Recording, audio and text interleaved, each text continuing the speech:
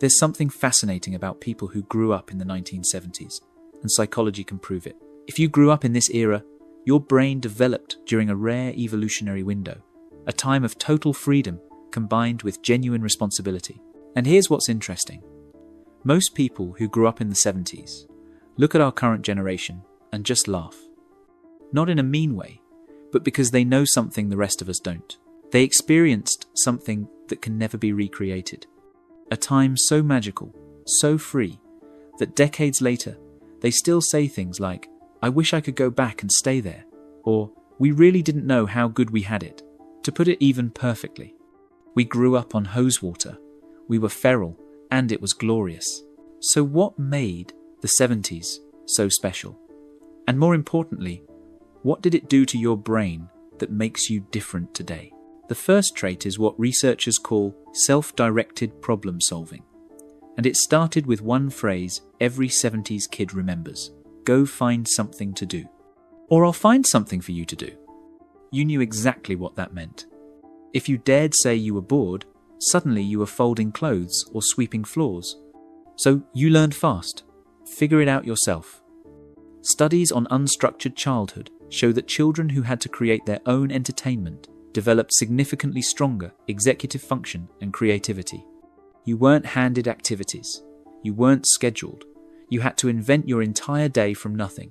This is why you devoured books, explored on your bike for hours, or spent entire afternoons in the woods building forts. You can say to yourself, "I was never bored. I devoured books or explored on my bike, loved my independence." Your brain learned something modern childhoods skip entirely: how to generate purpose from emptiness. Now, that explains your creativity, but it doesn't explain why you seem almost supernaturally calm in chaos. That comes from this next trait: adaptive risk calibration. You grew up climbing trees that were definitely too high, riding bikes without helmets, throwing rocks at each other, setting things on fire with fireworks. You can say, that was our internet. Every scraped knee, every minor disaster, every close call was teaching your nervous system something crucial. Research in developmental psychology shows that children who experienced physical risk in play developed better threat assessment and lower baseline anxiety as adults.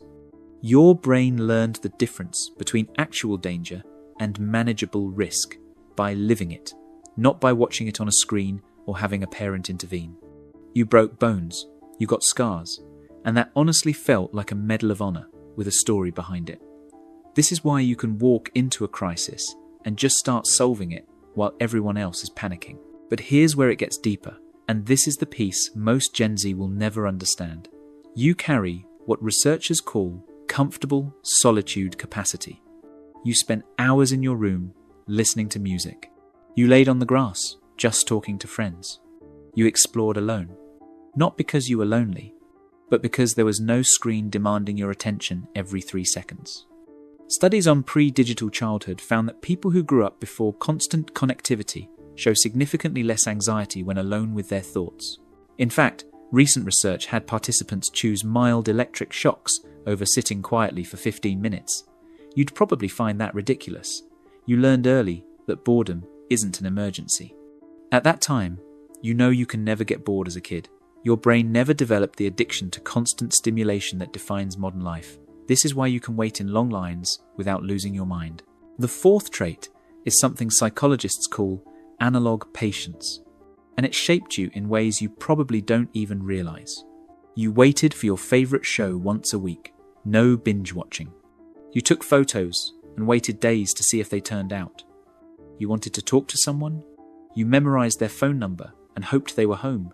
Research on delayed gratification shows that people who grew up waiting for things have better impulse control, better relationship outcomes, and better career success. Your entire childhood was training in patience that modern life actively destroys. This is why instant gratification doesn't satisfy you the way it does for younger generations. And here's the trait that ties everything together. You have what I call unsupervised autonomy wiring. At 8 years old, you left the house in the morning and your parents' only rule was be back before the streetlights come on. Nobody knew where you were. nobody tracked your location. You rode your bike to creeks a mile out of town. You played in the woods. You went to neighborhoods far from home. And a random stranger might even offer you a lemonade and sandwiches after playing in a creek all day. But today, that would result in police calls. Back then, it was normal. Research on childhood independence shows that children who had freedom of movement without constant supervision developed stronger internal motivation and decision-making skills. You had to assess situations, make judgment calls, and deal with consequences yourself. Your parents weren't your friends, they were the authority, and they trusted you to be competent. This is why you can plan, adapt, and think critically without external guidance. Every time you look at today's world and feel out of place, remember this: you're not outdated. You're carrying forward capabilities that are going extinct. The independence that looks like coldness, that's competence. The comfort with silence that looks like antisocial behavior, that's depth.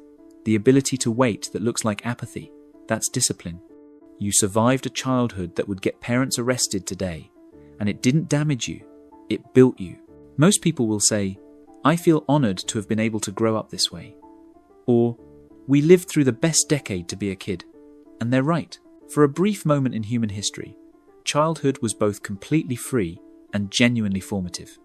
You got to experience something that doesn't exist anymore. A world where kids were civilized and feral at the same time. Drop a comment if you're a 70s kid and who thinks it was the best era to grow up. And if you love research-based content like this that validates who you really are, hit subscribe because we're just getting started.